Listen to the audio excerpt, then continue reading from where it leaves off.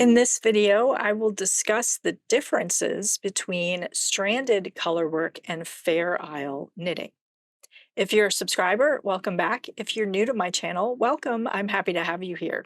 If you enjoyed this video, please give it a like and consider subscribing.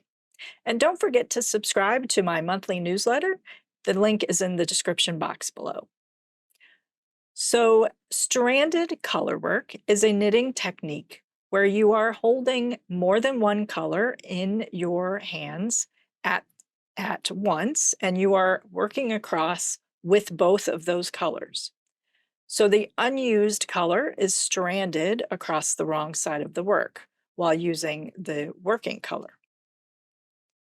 Fair Isle knitting is a subset of stranded colorwork knitting. There are some rules that make it traditional Fair Isle technique versus just stranded colorwork. So I'm going to talk about some of those rules that make Fair Isle and not stranded colorwork. So as I mentioned, stranded colorwork is sort of an umbrella term that covers a wide range of knitting techniques, where stranded knitting or stranded colorwork is where you are holding multiple colors, 2, sometimes 3, in a single row or round to create patterns. The unused color is stranded then across the back of the work, which is also called floats. Many people use the term Fair Isle when they actually mean stranded, and this is not really correct. Fair Isle is a subset of stranded colorwork and a very specific knitting tradition. Some other subsets of stranded colorwork and traditions in and of themselves are the bohus technique from Sweden, the selbu from Norway, or the lopapeysa from Iceland. Fair Isle is a tiny island off the coast of Scotland and is part of the Shetland Islands. To be considered traditional Fair Isle knitting, then the color work has to follow a few rules. Only 2 colors are ever used per round, and the work is knitted in the round, not flat. The yarn is only ever stranded for a limited number of stitches, so the pattern motif is such that up to about 6 stitches will be worked in a single color, and usually no more than 6 stitches. The unused color then is not trapped or locked typically because these floats are very short. Designs often incorporate from about 4 colors to up to 10 colors in a single design or garment. The colors are used so that the use of the color is mirrored within a motif from top to bottom. So the color that's used at the bottom of the motif is also used at the top of the motif, so you get this mirroring happening in the colors. The colors are also used so that the garment as a whole has a pleasing balance of the colors. You will see colors worked in a band, and that color band will repeat later on, and you get a very pleasing balance of the colors used in the garment as a whole. The motifs are also mirrored so that there's symmetry. So typically these larger motifs have both vertical symmetry and horizontal symmetry, and very often, especially in all over Fair Isle designs, you'll see diagonal symmetry as well. Since it is worked in the round, openings are cut open by using steeks.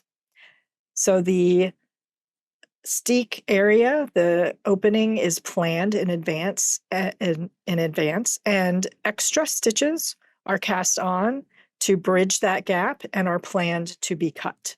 So this gives you a facing. After you cut, you have a few stitches of a facing on the wrong side of the work when working a traditional Fair Isle garment. Traditionally, Shetland wool in a fingering weight was used as well. So this wool is sticky, is what's called sticky, where the yarn grips to itself very easily, so no real reinforcing is needed before cutting. You can reinforce if you'd like, but the wool allows for no real need for reinforcing before cutting the steek. This wool came in many colors that were naturally produced by the sheep, and then eventually they dyed the wool in other brighter colors as well. Yarn dominance plays a role in Fair Isle knitting. The dominant color should be held to the left or below the other color. And I have a video, I'll link to that above, that talks about this in more detail. But the yarn should not twist, should not change position in a single row or round. The upper yarn should always stay in the upper position, and the lower yarn should always stay in the lower position when you're holding them. So you'll either hold one in each hand, and the dominant color would be held in the left, or you hold them both in one hand, and the dominant color would be held below. So this vest shows a few examples of some kinds of Fair Isle motifs. So there's a larger X, it's called an X and O pattern because there's an O, a center circular design, and then in between there's a design that makes an X. And these are very traditional. And then the very small patterns, these bands here, are Peary designs. They're very small. But if you look closely here, there are never more than 6 stitches in a single color across a particular pattern row. Something like this would not be considered traditional Fair Isle. It is not a geometric design with symmetry, vertical symmetry. And while there are no more than 6 stitches at a time in a single color, it is a very small pattern. This type of design is not a traditional Fair Isle design. However, the band above it is a large X and O type pattern.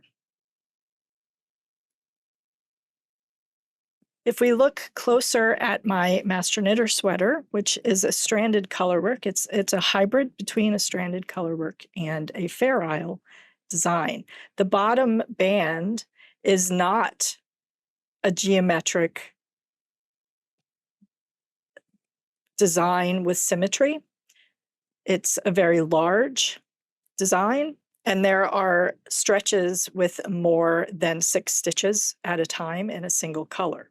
So this bottom portion of my sweater here, which is the Bidding Spring Arise cardigan, this is not traditional Fair Isle. This is stranded colorwork. And while a third color shows up here, I did not, in this instance, hold it at the same time. So I wasn't holding 3 colors across these rows. I added these in with duplicate stitch afterwards. As you move towards the top of the sweater, though, we get into a more traditional Fair Isle pattern. So this is an all over X and O pattern. The flowers are the O's and the spaces in between are X's, and it's staggered so that you get a diamond in those spaces. There is a mirroring of the colors used vertically across the motif. The motif has symmetry, vertical and horizontal and diagonal. And as you transition to these colors, away from the lower colors to the upper colors here, then this has a balancing of the colors used in each band.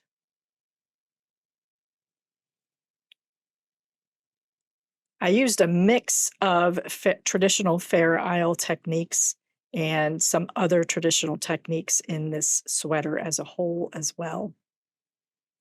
I did use steeks,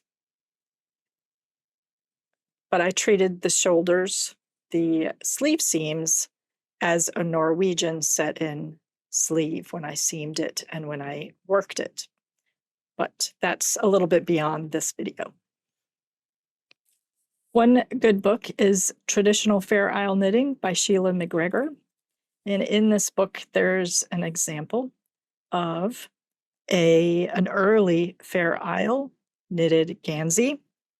And you can see the XO bands with different border patterns worked in between each of the XOs. And each diamond of the large XOs is a different pattern when you go to each band of the XO pattern. But you can see the symmetry of the color work, of the colors used. There's a nice balance of the colors across the whole entire garment. So those were some of the differences and similarities between stranded color work and Fair Isle knitting. Did you know about these differences? Let me know in the comments below. I hope this was helpful. Don't forget to like and subscribe, and thank you so much for watching.